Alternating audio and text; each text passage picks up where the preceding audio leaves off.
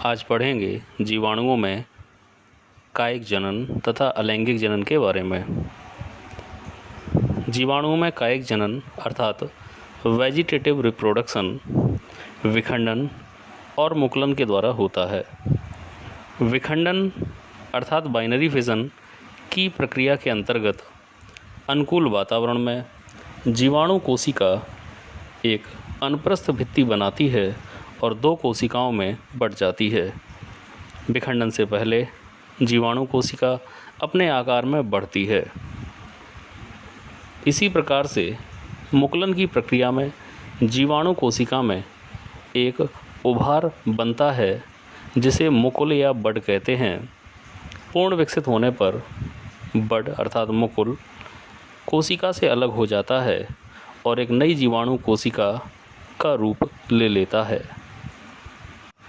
अब पढ़ते हैं जीवाणुओं में अलैंगिक जनन अर्थात असेक्सुअल रिप्रोडक्शन इन बैक्टीरिया। यह कई विधियों से हो सकता है, जैसे अंतः बीजाणु अर्थात एंडोस्पोर द्वारा, कोनिडिया द्वारा, जूस्पोर द्वारा, सिस्ट द्वारा। तो सबसे पहले अंतः बीजाणु द्वारा अलैंगिक जनन अर्थात asexual reproduction by endospore. Bacillus तथा क्लास्ट्रीडियम प्रकार के जीवाणुओं में अलैंगिक जनन के दौरान अंतः बीजाणु सबसे अधिक बनते हैं। इन बीजाणुओं का निर्माण प्रतिकूल परिस्थितियों में होता है। सबसे पहले कोशिका के क्रोमैटिन का कुछ भाग कोशिका में एक ओर एकत्रित हो जाता है और इसके चारों तरफ कोशिका द्रव्य की पतली परत बन जाती है।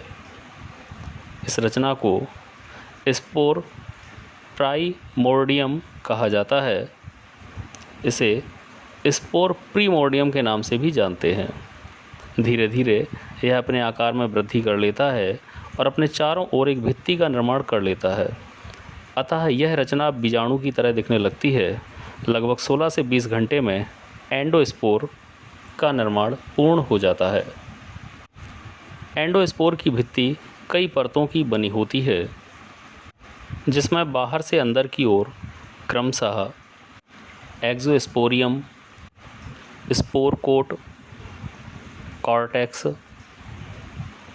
कोर वॉल तथा प्लाज्मा मेम्ब्रेन होती हैं। एंडोस्पोर के चारों ओर उपस्थित आवरण विपरीत परिस्थितियों में इसकी सुरक्षा करता है, जिसके कारण जीवाणु गर्म जल के झरनों, बर्फ, अत्यधिक तापमान जैसे कि 150 से 170 डिग्री सेल्सियस तक आदि स्थानों पर जीवित बना रहता है। एंडोस्पोर एक लंबे समय तक के लिए बनता है और अनुकूल परिस्थितियां आने पर इससे नए जीवाणु तैयार हो जाते हैं। चित्र के माध्यम से इसे समझने का प्रयास करें। अब पढ़ेंगे कोनिडिया द्वारा अलैंगिक जनन अर्थात असेक्सुअल रिप्रोडक्शन बाय कोनिडिया।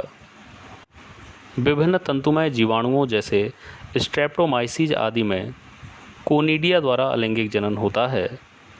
इनके तंतुओं के किनारों पर छोटे छोटे गोल कोनिडिया बनते हैं और बाद में मुक्त होकर अनुकूल परिस्थितियों में अंकुरित हो जाते हैं तथा जीवाणुओं का निर्माण हो जाता है। अब पढ़ेंगे जूस्पोर द्वारा अलैंगिक जनन अर्थात asexual reproduction by zoospore. Rhizobium आदि जीवाणुओं में जूस्पोर का निर्माण होता है, जिससे बाद में नए जीवाणु तैयार हो जाते हैं। इस विधि द्वारा बहुत कम जीवाणुओं का निर्माण होता है और यह विधि बहुत कम देखी जा सकती है। अब पढ़ेंगे सिस्ट या पुटी द्वारा अर्थात असेक्सुअल रिप्रोडक्शन बाय सिस्ट। विभिन्न जीवाणु जैसे एजोटोबैक्टर आदि में कोशिका के चारों तरफ एक मोटी भित्ति बन जाती है, जिसके कारण पूरी की पूरी जीवाणु कोशिका एक पुटी अर्थात सिस्ट का रूप धारण कर लेती है। अनुकूल परिस्थितियों में सिस्ट अंकुरित हो जाते हैं और नए जीवाणु का निर्माण करते हैं। सिस्ट की भित्ति एंडोस्पोर की तुलना में कम प्रतिरोधी और कम मोटी होती है।